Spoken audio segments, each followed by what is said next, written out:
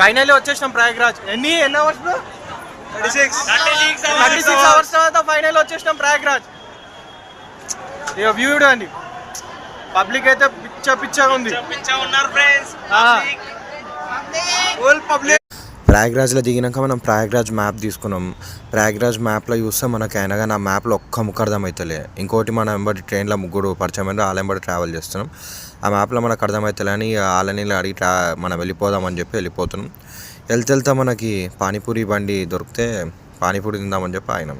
మన హైదరాబాద్లోనేమో వాడు 20కి 5 పెడితే ఇక్కడ 10కి 5 అన్నప్పుడు మనం వెళ్తామా దగ్గర గట్టిగానే తిందాం. మనం ఇక తిని మనం ట్రావెల్ చేద్దామని చెప్పి ఇక వెళ్తూనే ఉన్నాం. అమ్మాయి వెళ్తున్నాం కానీ మేము రూమ్ తీసుకొని అక్కడ రూము 6 అవర్స్ తీసుకొని వెళ్ళిపోతున్నాం.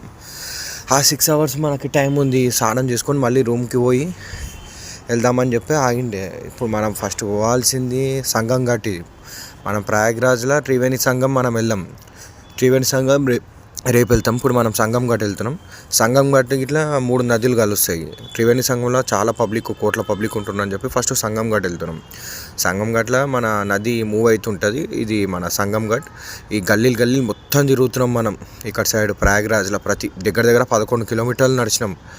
గల్లీలు మనం ఆటో మాట్లాడుకోలే, మన బైక్ మాట్లాడుకోలే, మనం రిటర్న్లో ఆటోలో వద్దామని చెప్పి అట్లనే వెళ్తున్నాం. వెళ్ళాల్సిందే. ముసలైన కాక గట్టి పోతుండు.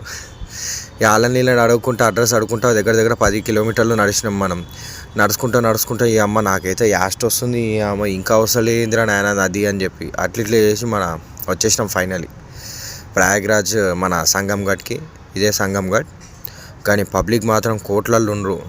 ఈ కోట్ల పబ్లిక్లో ట్రావెల్ చేయాలంటే కష్టమే. అందుకే చెయ్యాలి మనం. ట్రావెల్కి ఒకసారి దిగినప్పుడు ట్రావెల్ చేయాల్సిందే. కానీ కోట్ల పబ్లిక్ ఉండరు. చూడండి ఒకసారి వ్యూ చూడండి ఎట్లుందో. ఇక్కడ పాపం మా పిల్ల చాలా కష్టపడుతుంది. వాళ్ళు సర్కస్ టెంటులు అక్కడ చూడండి, ఎన్ని టెంటులు ఉన్నాయో. కానీ ఇది చాలా మంచి ఎక్స్పీరియన్స్. మన 144 ఒకసారి వస్తుంది. అదృష్టం ఉండాలి.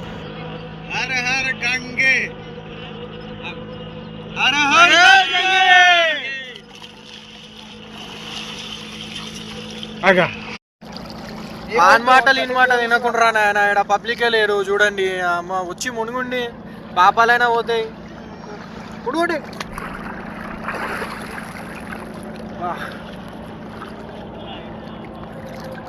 పబ్లిక్ ఏం లేరు.